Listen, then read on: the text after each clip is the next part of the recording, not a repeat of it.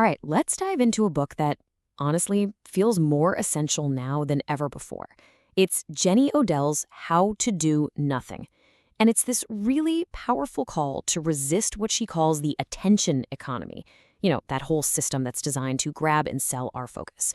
This book might just change the way you see everything. So let's get right into it. So let me just start by asking you a question. Is your attention for sale? Because whether you know it or not, right now, every single second of your focus is basically a battleground. The world we're living in is literally designed to snatch it, to hold it, and to make money off of it. I mean, think about that feeling. We've all had it. You look up from your phone and you realize an entire hour has just vanished. Poof, gone into some infinite feed. That's time you can never get back, and it was spent on, well, what was it spent on exactly? Or what about that constant kind of low-level pressure to perform? To carefully curate your life into a personal brand, to show off this optimized, marketable version of yourself to the entire world. And then there's the big one, that nagging anxiety, that productivity guilt, that whispers in your ear that every single minute needs to be optimized, needs to be accounted for, needs to be turned into some kind of output. Any moment you're just resting feels like a moment you've wasted. So this whole mess of feelings, the lost time, the pressure to perform, the guilt, it isn't an accident, not at all. It is the direct result of a system that Jenny Odell wants us to stare right in the face, the attention economy. So what in the world is that? Well, you can think of it as an environment where these platforms are engineered to hijack our most basic human needs, things like community and connection, and then they sell them back to us. Their entire business model profits by keeping us in a state of constant anxiety, a little bit of envy, and a whole lot of distraction, which makes it incredibly hard to just be. And the state of constant distraction is what makes the book's opening line hit so hard.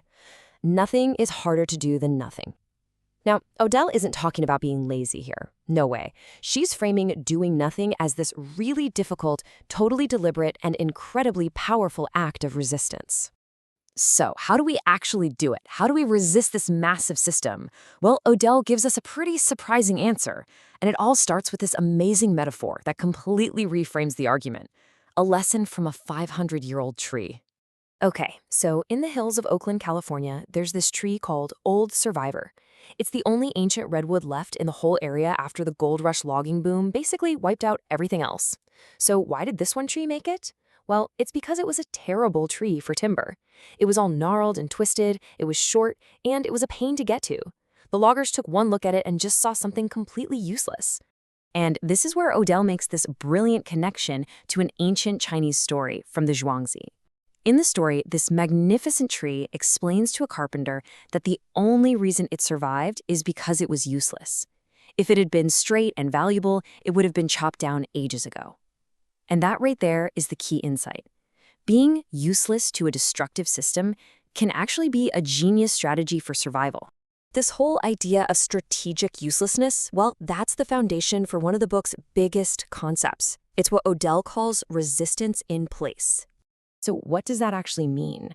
Well, resisting in place means you refuse to be flattened into just a data point or some clean, marketable personal brand. It's about embracing your own complexity, all your own weird, gnarled, useless qualities that can't be easily captured or optimized or sold.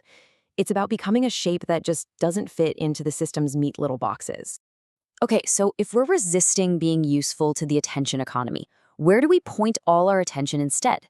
This is not about escaping the world. In fact, Odell argues it's about re-engaging with the world, but this time it's on our own terms. She breaks it all down into 3 movements. First, you drop out, not from society, but from the logic that says your time must always be productive. Second, you move your attention outward, toward the real people and communities right there in front of you. And third, you move your attention downward, grounding yourself in your physical place, your local environment, the actual ground beneath your feet. This whole framework really highlights a core difference in how we relate to the world. The attention economy loves what the theorist Franco Berardi calls connectivity. Those super fast, superficial exchanges like a like or a share. But Odell argues for sensitivity, the slow, messy, deeply human encounters that happen in real time and actually have the power to change us. It's the difference between a notification and a real conversation. This focus on slow, meaningful connection, it builds to the book's final and maybe its most profound idea. challenging our culture's obsession with constant growth and novelty. For this, Odell pulls from the artist Mirlay Latterman Ukele's manifesto from maintenance art. Ukele's contrasts what she calls the death force, our culture's love for disruption, for individuality, for constant change, with the life force. And the life force, that's the quiet, cyclical, absolutely essential work of maintenance, of care, of repair. It's the work that actually keeps our world and ourselves going. And yet, it's almost completely invisible and totally undervalued. And we're not just talking about weeding a garden here. This idea of maintenance connects directly to Audre Lorde's powerful definition of self-care. As she famously said, it's not a luxury, it is a necessary act of self-preservation in a world that can be hostile to our well-being. It is an act of political warfare. Now, this next part is absolutely critical. Odell makes a huge distinction here. This whole philosophy is not a life hack.